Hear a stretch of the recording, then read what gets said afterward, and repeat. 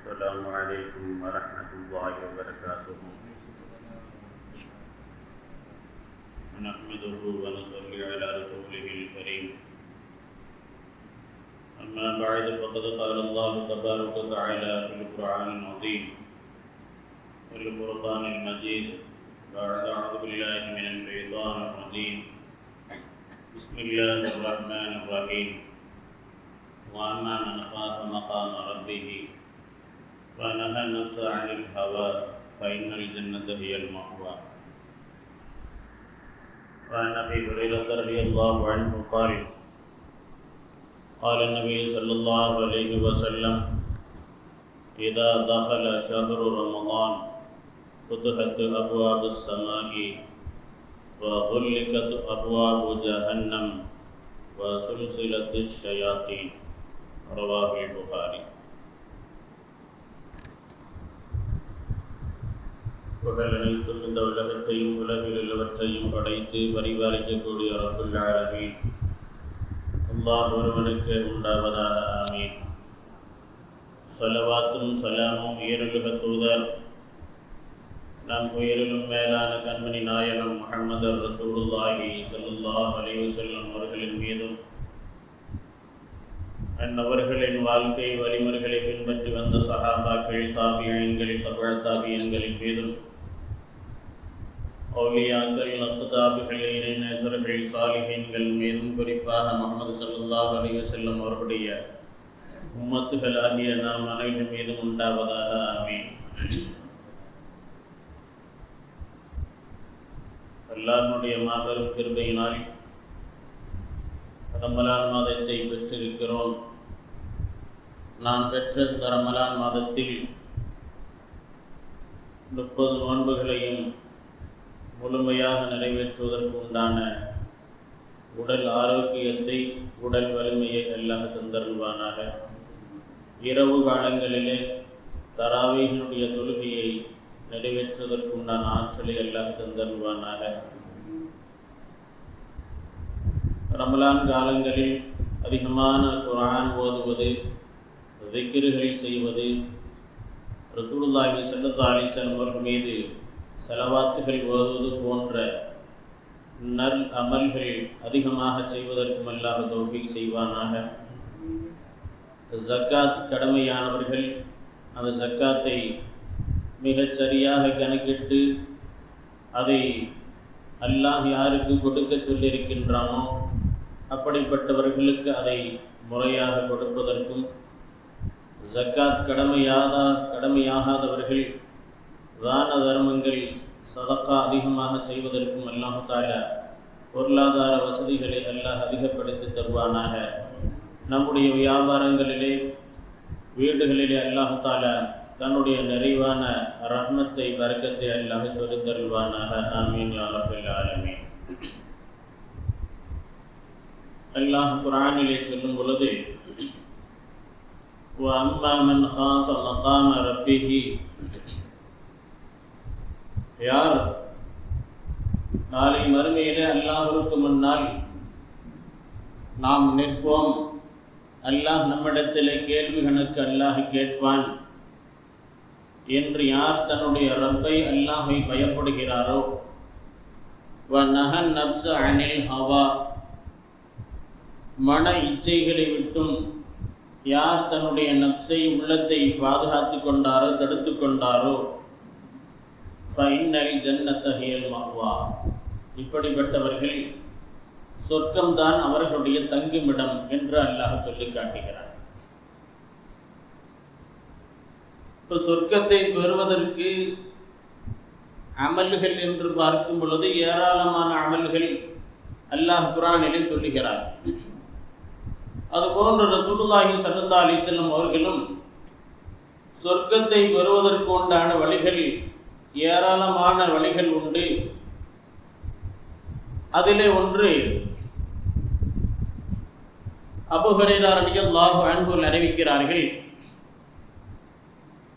இதா தஹல ஷஹ்ரு ரமலான் ஃபுதிஹத் அப்வாபுஸ் ஸமாஇ, ரமலான் மாதம் வந்துவிட்டால் ரமலான் மாதத்தினுடைய முதல் இரவு வந்துவிட்டால் ஃபுத்திஹத் அபுவாபு ஸமாய், வானத்தினுடைய கதவுகள் திறக்கப்படுகிறது. சில ஹதீசுகளினுடைய அறிவிப்பில் ஃபுத்திஹத் அபுவாபுல் ஜன்னா, சொர்க்கத்தினுடைய வாசல் திறக்கப்படுகிறது என்பதாக சொல்கிறார்கள். வஹுல்லிகத் அபுவாபுன் நார், நரகத்தினுடைய வாசல் அடைக்கப்படுகிறது. வசுல்சிலத்தி ஷயாத்தீனு, ஷைத்தான்கள் விலங்கிடப்படுகிறார்கள். இந்த ஹதீஸிலே ரசூலுல்லாஹி ஸல்லல்லாஹு அலைஹி வஸல்லம் அவர்கள் ரமலான் ஆரம்பித்ததிலிருந்து ரமலான் கடைசி வரை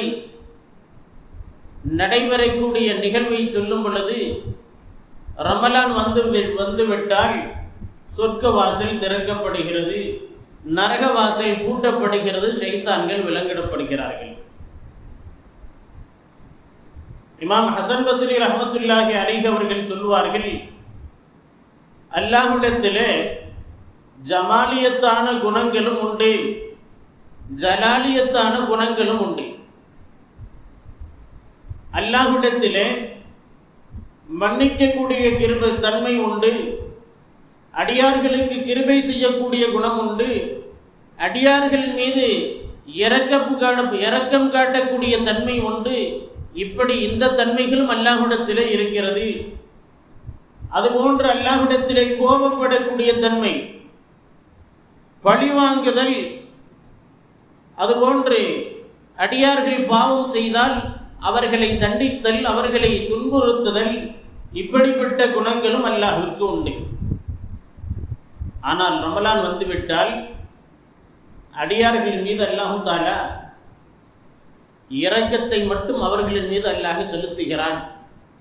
அடியார்கள் மீது தன்னுடைய அன்பை பொழிகிறான், தன்னுடைய ரஹ்மத்தை அல்லாஹ் பொழிகிறான். ரமலான் வந்துவிட்டால் அல்லாஹு தஆலா முழுக்க அடியார்களுக்கு கிருபை செய்வது, அவர்களின் மீது ரஹ்மத்தை பொழிவது, இப்படிப்பட்ட குணத்தை மட்டுமே அல்லாஹ் வெளிப்படுத்துகிறான்.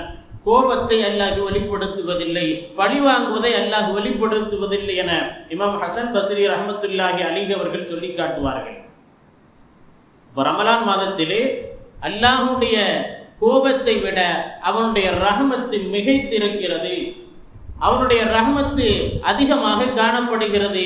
தன்னுடைய ரஹ்மத்தை அடியார்களுக்கு அல்லாஹ் நிரப்பமாக செலுத்துகிறான் என இமாம் ஹசன் பஸ்ரி ரஹ்மத்துல்லாஹி அலைஹி அவர்கள் சொல்வார்கள். அப்போ அல்லாஹ் ரமலான் மாதம் முழுவதும் அடியார்களுக்கு தன்னுடைய ரஹ்மத்தை, அன்பை அல்லாஹ் வெளிப்படுத்துகிறான். அந்த அல்லாஹுடைய அன்பை, அல்லாஹுடைய அந்த ரஹ்மத்தை நாம் எப்படி பெறுவது, அதற்கு உண்டான வழிகள் என்ன? அல்லாஹுடைய அன்பு கிடைத்தால், அவனுடைய ரஹ்மத்து கிருபை கிடைத்தால் அடியார்களுக்கு என்ன லாபம் கிடைக்கும்? அதையும் அல்லாஹ் குர்ஆனிலே சொல்கிறான்.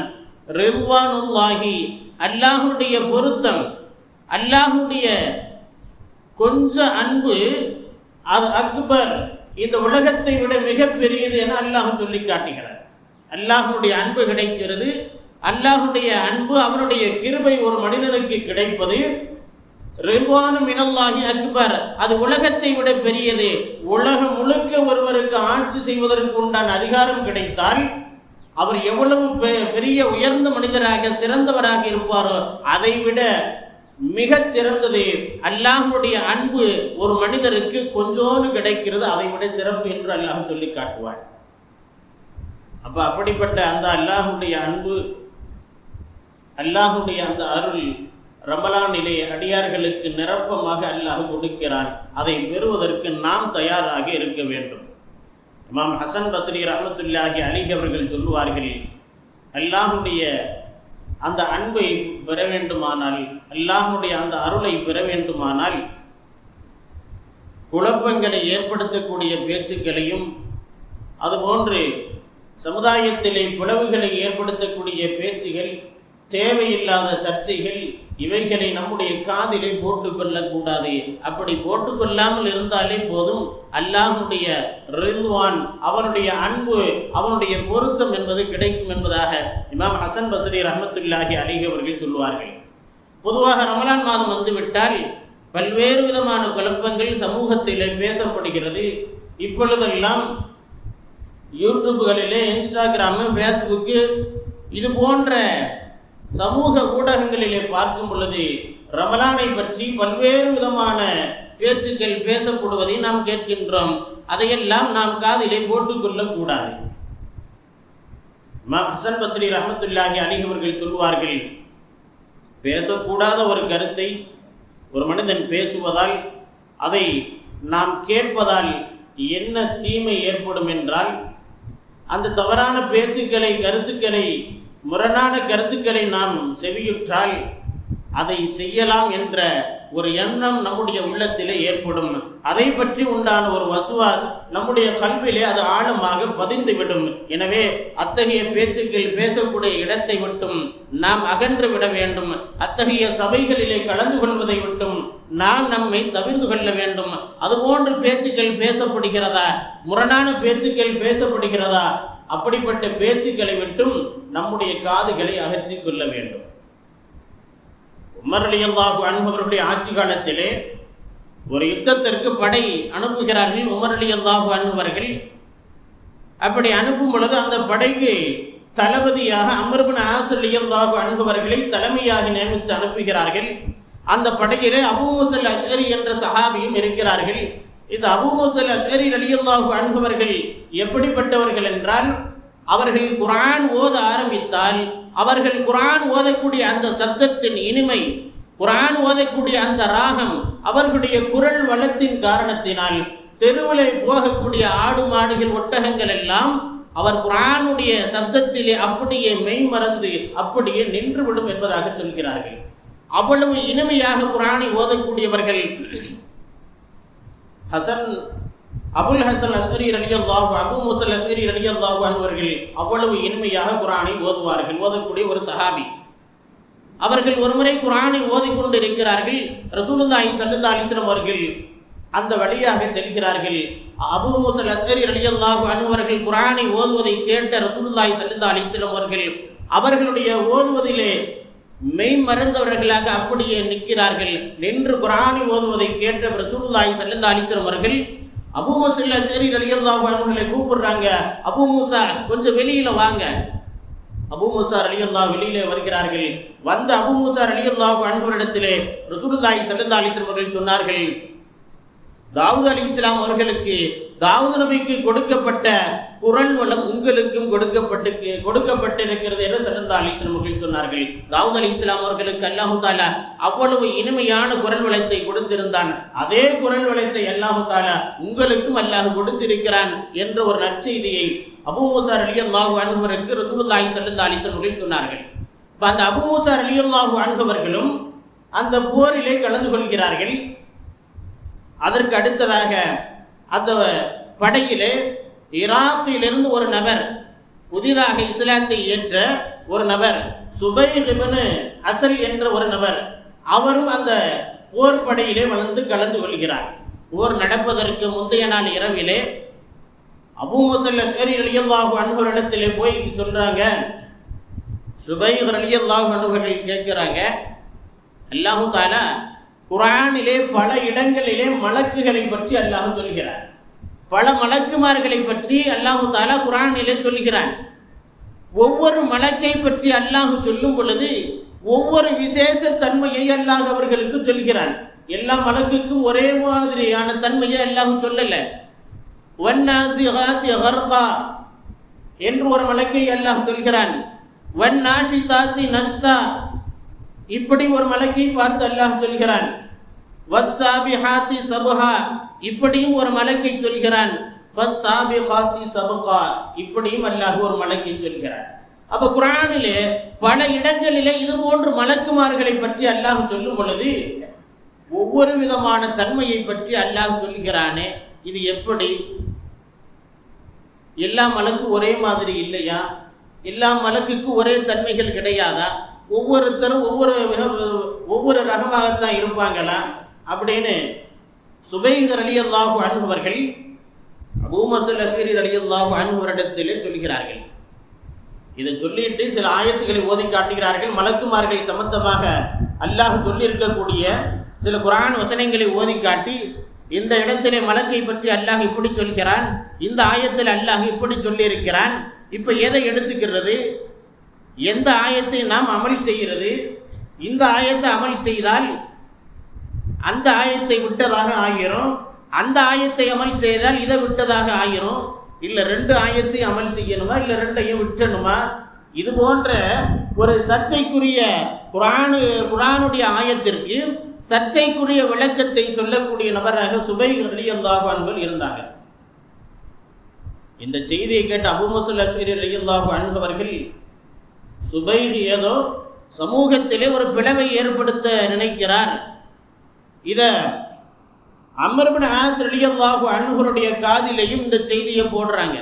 அபூ மூஸா அல்-அஷ்அரி ரலியல்லாஹு அன்ஹு அவர்கள் அந்த படைக்கு தளபதியாக இருக்கக்கூடிய அம்ர் இப்னு ஆஸ் ரலியல்லாஹு அன்ஹுடைய காதில் போடுறாங்க, சுபைஹ் இப்படி சொல்லிக்கிட்டு இருக்கிறாரே, குர்ஆனுடைய ஆயத்துகளில் வெளிரங்கமான அர்த்தத்தை அவர் புரிந்து கொண்டு அந்த ஆயத்திற்கு உண்டான உள்ரங்க அர்த்தத்தை அவர் விளங்காமல் இப்படி மக்களிடத்தில் வெளிரங்கமான கருத்தை இப்படி சொல்கிறார்.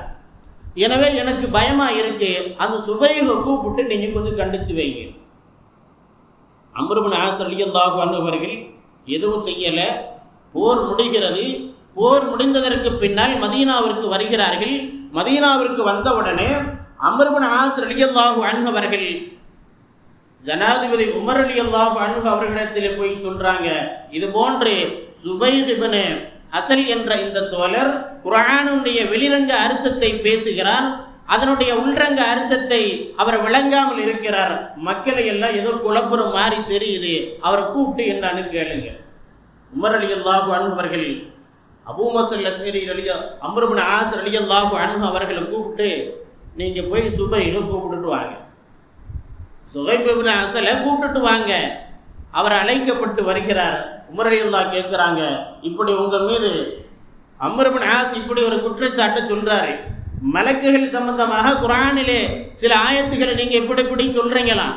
மலக்குகள் சம்பந்தமாக அல்லாஹ் சொல்லப்பட்ட ஆயத்துக்களை அதனுடைய வெளிரங்க அர்த்தத்தை விளங்கி இப்படியெல்லாம் சொல்றீங்களாமே? சுபைஹ் ரலியல்லாஹு சொன்னாங்க, ஆமா. அதற்கு முன்னதாக உமர் ரலியல்லாஹு அன்ஹு அவர்கள் சுபைஹை போய் கூப்பிட்டு வர்றதுக்கு முன்னால ஒரு நபர்கிட்ட உமர் ரலியல்லாஹு சொல்றாங்க, நீங்க போய் நல்ல பேரிச்சம்பழம் மட்டையில் பச்சை மட்டையை வெட்டிட்டு வாங்க. ஒரு 2 மட்டையை வெட்டிட்டு வர சொல்றாங்க. 2 மட்டையை வெட்டிட்டு வர சொல்லி அந்த 2 மட்டையில் இருக்கக்கூடிய மேத்தோலை மட்டும் உரிச்சு அதை ஒரு கயிறாக பின்னுறாங்க. ஒரு கயிறாக பின்னப்பட்டு ஒரு வாளியில் தண்ணி வச்சு அதில் ஊற போட்டுடுறாங்க. இப்போ சுபைகிட்ட இப்படி விசாரித்த உடனே அவர் சொல்றாரு, ஆமாம் இப்படி பேசிக்கிட்டு தான் இருந்தேன், மறுக்கலாம் இல்லை. உமர் ரலியல்லாஹு அன்ஹு அவர்கள் கோபமுற்றவர்களாக சமூகத்திலே இப்படி குழப்பமான பேச்சுக்களை பேசியதற்காக வேண்டி அந்த பேரிச்சம்பழ மட்டையை கயிறாக திரிச்சு வச்சிருந்தாங்க. அதை எடுத்து சுபைஹை உமர் ரலியல்லாஹு அன்ஹு அவர்கள் கடுமையாக அடிக்கிறார்கள். அடித்த அடியில் உமர் ரலியல்லாஹு சோர்வு ஏற்பட்டு பேசாம உட்கார்ந்துடுறாங்க. சுபைஹும் மயக்கமாக ஆகிறார். உமர் ரலியல்லாஹு சொல்றாங்க, அவருக்கு கொஞ்சம் தண்ணியை தெளிங்க, முகத்தில் தண்ணியை தெளித்து குடிக்கிறதுக்கு கொஞ்சம் தண்ணி கொடுங்க. முகத்தில் தண்ணியை தெளிக்கிறாங்க, குடிக்கிறதுக்கு தண்ணி கொடுக்குறாங்க. மயக்கம் தெளிகிறது. உமர் ரலியல்லாஹு மயக்கம் தெளிஞ்ச உடனே திரும்பவும் அடிக்கிறாங்க. அடி தாங்க முடியல. சுபைஹ் ரலியல்லாஹு அன்ஹு அவர்களுக்கு அடி தாங்க முடியல. ஒரு நேரத்திலே சுபைஹ் ரலியல்லாஹு சொல்கிறார்கள், உக்குத்துலி கைர கித்துலா, என்னை இப்படி சித்திரவதை செய்வதற்கு பதிலாக என்னை அழகிய முறையில் என்னை கொன்றுங்க, என்னால் அடி தாங்க முடியல, இப்படி சித்திரவதை தாங்க முடியல, என்ன அடிச்சு கொன்றுங்க அப்படின்னு உமர் ரலியல்லாஹு சொல்றாங்க. அடிக்கப்படுகிறது. அடிச்ச அடியில சுபைஹ் சொல்கிறார், இனிமேல் அல்லாஹ் மீது சத்தியமாக மக்களிடத்திலே இது போன்று குழப்பமான விஷயத்தை செய்தியை பேச மாட்டேன். மக்களை பிளவுபடுத்தக்கூடிய விஷயத்தை, மக்களிடத்தில் இப்படி கருத்து வேறுபாடான விஷயத்தை, குர்ஆனுடைய வெளிரங்கத்தை விளங்கி இப்படி பேச மாட்டேன், நான் திருந்திட்டேன், என்னை மன்னிச்சு விட்டுருங்க அப்படின்னு அவர் உமர் ரலியல்லாஹு சுபைஹ் ரலியல்லாஹு சொல்கிறார்கள். உமர் ரலியல்லாஹு அவர்கள், அப்படியா, திருந்திட்டியா, இனிமேல் மக்கள்கிட்ட இது சம்பந்தமா பேச மாட்டிய? ஒருபோதும் பேச மாட்டேன். அப்படியா? அப்படின்னா நீங்கள் மக்களை இப்படி இது போன்ற தவறைய கருத்தை மக்களுக்கு மத்தியிலே பேசியதற்காக வேண்டி மதீனாவை விட்டு நீங்கள் வெளியில் போயிடணும். மதீனா வாசிகளிலே யாரிடத்திலையும் நீங்கள் பேசக்கூடாது, உங்களிடத்திலே மதீனா வாசிகளும் யாரும் பேசக்கூடாது, ஊரை விட்டு வெளியில் போயிடணும். அவர் ஊரை விட்டு வெளியே போகிறார். சில மாதங்கள் ஊருக்கு வெளியில் மதீனாவுக்கு வெளியிலே தங்குகிறார். சில நேரத்திலே அம்ர் இப்னு ஆஸ் ரலியல்லாஹு அன்ஹு அவர்களை தனிமையாக அழைத்து சொல்வார், நான் திருந்திட்டேன், என்னால் தனியாக இருக்க முடியல, ஆள்கள் என்னோடு பேசாமல், ஆள்களோடு மக்களோடு பழகாமல் பேசாமல் என்னால் தனிமையில் இருக்க முடியல, அதனால நான் திருந்திட்டேன், இனிமேல் ஒருபோதும் இப்படி தவறான கருத்துக்களை மக்களுக்கு மத்தியிலே பேச மாட்டேன், நீங்க எனக்காக வேண்டி ஜனாதிபதி உமர் ரலியல்லாஹு போய் சொல்லுங்க. உமர் ரலியல்லாஹு அன்ஹுவிடத்திலே அம்ர் இப்னு ஆஸ் ரலியல்லாஹு அன்ஹு போய் சொல்றாங்க, சுபைஹ் இப்படி இது மாதிரி சொல்றாரு, மிக வருத்தப்பட்டு அவர் மன்னிப்பு கேட்டு இப்படி சொல்கிறார், அவரை மக்களோடு தங்க வையுங்கள். மீண்டும் சுபைஹ் அழைக்கப்படுகிறார். உமர் ரலியல்லாஹு கேட்கிறாங்க, இனிமே அது மாதிரி பேசுவியா? மக்களிடத்திலே பிளவை ஏற்படுத்தக்கூடிய ஷரியத்திலே முரணாக பேசக்கூடிய கருத்துக்களை மக்களிடத்தில் இது மாதிரி பேசுவியா? அவர் சொல்கிறார், அல்லாஹ்வின் சத்தியமாக நான் ஒருபோதும் இப்படி பேசவே மாட்டேன், நான் திருந்திட்டேன் அப்படின்னு சொல்லிய சுபைஹ் அவர்கள் சொல்லி காட்டுகிறார்கள், நான் இப்படி பேசியதற்கு என்ன காரணம் தெரியுமா? இப்படி குர்ஆனுடைய வெளிரங்க அர்த்தத்தை மட்டும் விளங்கி அதனுடைய உள்ரங்க அர்த்தத்தை கருத்தை விளங்காமல் பேசியதற்கு என்ன காரணம் தெரியுமா? நான் முனாஃபிக்குகளோடு தொடர்புடையவனாக இருந்தேன், முனாஃபிக்குகளோடு நயவஞ்சகர்களோடு நான் தொடர்புடையவனாக இருந்தேன். அந்த முனாஃபிக்குகள் இப்படி பேசுவார்கள். உள்ரங்கத்திலே குஃபரை மறைத்து வைத்து வெளியிலே இஸ்லாம் நானும் முஸ்லீம் என்று சொல்லக்கூடிய அந்த முனாஃபிக்குகள் குர்ஆன் ஆயத்திலே குர்ஆன் சம்பந்தப்பட்ட விஷயத்திலே இப்படியெல்லாம் சர்ச்சைக்குரிய பேச்சுக்களை பேசுவார்கள். அந்த முனாஃபிக்குகளோடு எனக்கு கொஞ்சம் தொடர்பு இருந்துச்சு. அவங்களுடைய இந்த தவறான கொள்கை பேச்சு கேட்டு கேட்டு எனக்கும் அப்படி மாறிடுச்சு. அதனால தான் இப்படி பேசினேன். ஆனால் இப்பொழுது நான் உணர்ந்து கொண்டேன், ஒருபோதும் அப்படி பேச மாட்டேன். அதற்கு உமர் ரலியல்லாஹு அன்ஹு அவர்கள் சொல்கிறார்கள், அப்படியானால் நீங்கள் மக்களோடு மக்களாக கலந்து இருங்கள், மக்கள் உங்களிடத்தில் பேசட்டும், நீங்களும் மக்களோடு பேசிக்கொள்ளுங்கள் என உமர் ரலியல்லாஹு அன்ஹு அவர்கள் சொன்னார்கள். அப்போ இந்த வரலாற்றை சொல்லக்கூடிய இமாம் ஹசன் பஸ்ரி ரஹ்மத்துல்லாஹி அலைஹி அவர்கள் சொல்வார்கள், அல்லாஹுடைய அந்த பொருத்தம் உங்களுக்கு கிடைக்க வேண்டுமானால், அல்லாஹுடைய அன்பு உங்களுக்கு கிடைக்க வேண்டுமானால், இமாம் ஹசன் பஸ்ரி ரஹ்மத்துல்லாஹி அலைஹி அவர்கள் சொல்கிறார்கள், தேவையில்லாத விஷயத்தை நீங்கள் உங்களுடைய காதுகளிலே போட்டுக்கொள்ளாதீர்கள், சர்ச்சைக்குரிய கருத்து வேறுபாடுக்குரிய விஷயங்களை நீங்கள் செவிதாத்தி கேட்காதீர்கள். அப்படி நீங்கள் கேட்டால் ஏதாவது ஒரு நேரத்திலே அது உங்களுடைய கல்வியிலே ஆழமாக பதிந்திருக்கும். ஏதாவது ஒரு நேரத்திலே இப்படி செஞ்சா என்ன, ஏற்கனவே நம்ம கேட்டு வச்சிருக்கோம்ல தவறான கருத்துக்கள் கொள்கைகளை, அதை இப்படி செஞ்சா என்ன அப்படின்ற ஒரு மனநிலை உங்களுக்கு ஏற்படும். எனவே இமாம் ஹசன் பஸ்ரி ரஹ்மத்துல்லாஹி அலைஹி அவர்கள் சொல்வார்கள், இது போன்ற விஷயத்தை உங்கள் காதுகளிலே போட்டுக்கொள்ளாதீர்கள் என ஹசன் பஸ்ரி ரஹ்மத்துல்லாஹி அலைஹி அவர்கள் சொல்வார்கள். அப்படி நீங்கள் இருந்து விட்டால் ரில்வானும் மினல்லாஹி அக்பர், அல்லாஹுடைய அந்த பொருத்தம், அல்லாஹுடைய அன்பு என்பது உங்களுக்கு நிரப்பமாக கிடைக்கும். அல்லாஹுடைய அன்பு கிடைப்பது இந்த உலகத்தை விட மிகப்பெரியது என அல்லாஹ் சொல்லி காட்டுகிறான். அப்படிப்பட்ட அல்லாஹுடைய அன்பு, அல்லாஹுடைய அருள் நமக்கு நிரப்பமாக கிடைக்க வேண்டுமானால் தவறான பேச்சுக்கள் பேசக்கூடிய சபைகளுக்கு, கருத்து வேறுபாடு கொண்ட பேசக்கூடிய அந்த சபைகளுக்கு செல்வதோ, அது போன்ற விஷயங்களை காதிலே வாங்கிக் கொள்வது, இதை விட்டும் நாம் தவிர்த்திருக்க வேண்டும் என இமாம் ஹசன் பஸ்ரி ரஹ்மத்துல்லாஹி அலைஹி அவர்கள் சொல்வார்கள். ரமலான் மாதத்திலே நோன்பு நோக்கின்றோம். அந்த நோன்பு நோற்று இஃப்தாருடைய நேரத்திலே நாம் கேட்கக்கூடிய அந்த துஆ, அது எவ்வளவு வலிமை மிக்கது என்ற வரலாற்றிலே பார்க்கும்போது, மூசா அலைஹிஸ்ஸலாம் அவர்கள் அல்லாஹ்விடத்திலே கேட்கிறார்கள், யா அல்லாஹ், உன்னோடு நேரடியாக பேசக்கூடிய ஒரு ஆற்றலை, ஒரு சிறப்பை எனக்கு கொடுத்து என்னை கண்ணியப்படுத்தி இருக்கிற, இது போன்ற ஒரு ஆற்றல், நேரடியாக உன்னோடு பேசக்கூடிய இந்த ஆற்றல், இந்த சிறப்பை வேறு யாருக்காவது கொடுத்திருக்கியா? அல்லாஹ் சொல்கிறான், கடைசி காலத்திலே உம்மத்தே முஹம்மதியா முஹம்மது ஸல்லல்லாஹு அலைஹி வஸல்லம் உம்மத்துகள் அவர்களை நான் அனுப்புவேன். அவர்கள் காய்ந்த உதடுகளோடு இருப்பார்கள், வறண்ட நாவுகளோடு இருப்பார்கள், குழி விழுந்த கன்னத்தோடு அவர்களுடைய தோற்றங்கள் இருக்கும். வயிற்றிலே பசியோடு அவர்கள் என்னிடத்திலே அவர்கள் துஆ கேட்பார்கள், துஆ செய்வார்கள்.